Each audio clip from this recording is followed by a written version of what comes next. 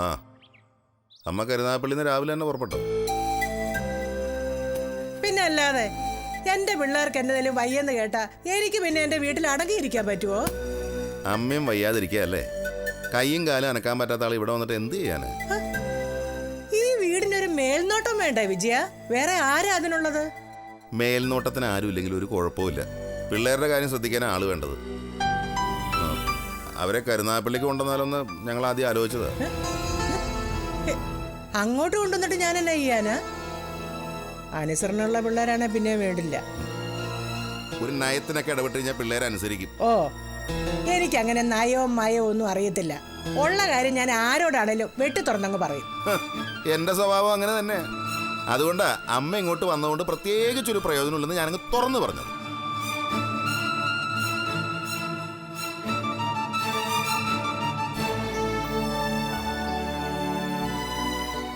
അതെന്നാ വർത്താനാ വിജയ?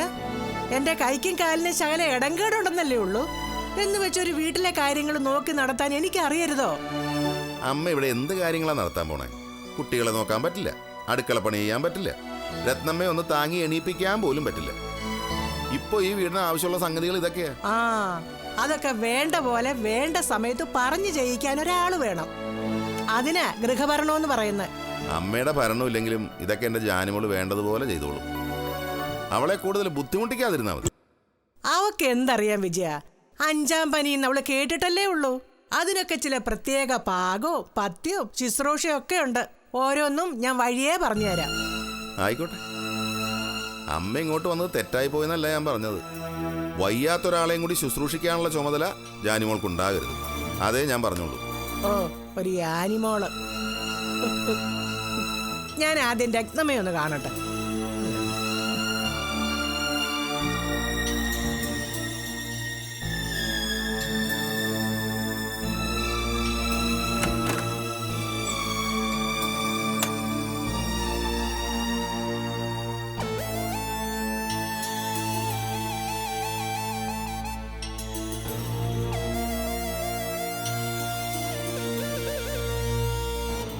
രത്നമ്മേ,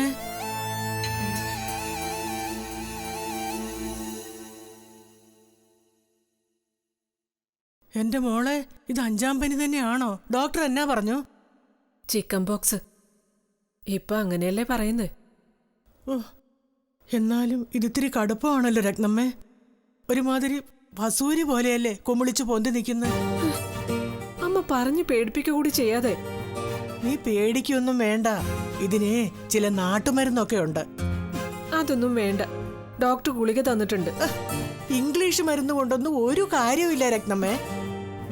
പിന്നെ ഏത് മരുന്ന് കഴിച്ചാലും പഥ്യവും പാകവും ഒക്കെ നോക്കണം. അതാണ് പ്രധാനം.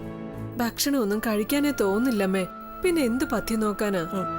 1-2 ദിവസത്തേക്ക് വിശപ്പില്ലായ്മയൊക്കെ കാണും. കട്ടിയുള്ള ആഹാരം ഒന്നും കഴിക്കണ്ട. ദാഹിക്കുമ്പം കരിക്കും വെള്ളം മാത്രം കുടിച്ചാൽ മതി. ആ, പഴവിരിപ്പില്ലെങ്കിൽ മേടിക്കണേ. കദളിപ്പഴമാണ് ഏറ്റവും നല്ലത്. അതൊക്കെ ഇപ്പൊ എവിടെ കിട്ടാനാ അമ്മേ? കിട്ടുന്നിടത്ത് പോയി മേടിക്കണോടി. വിജയനിവിടെ ഉണ്ടല്ലോ. വേണ്ടതൊക്കെ ഞാൻ പറഞ്ഞ് മേടിപ്പിച്ചോളാം.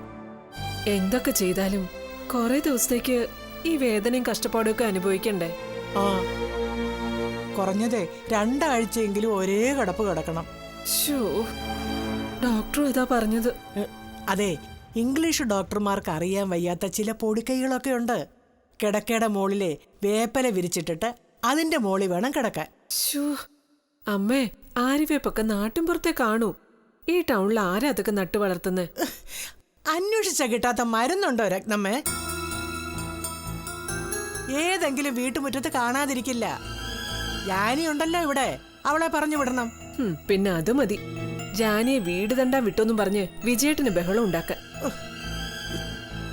എന്റെ രത്നമ്മേ, നീ ഇങ്ങനെ അവിടെയും വിജയന്റെയും താളത്തിനൊത്ത് തുള്ളല്ലേ. ഈ വീട്ടിൽ എന്ത് നടക്കണം എന്ത് നടക്കണ്ട എന്ന് നീ വേണം തീരുമാനിക്കാൻ. അതാ പെണ്ണുങ്ങളുടെ മിടുക്ക്.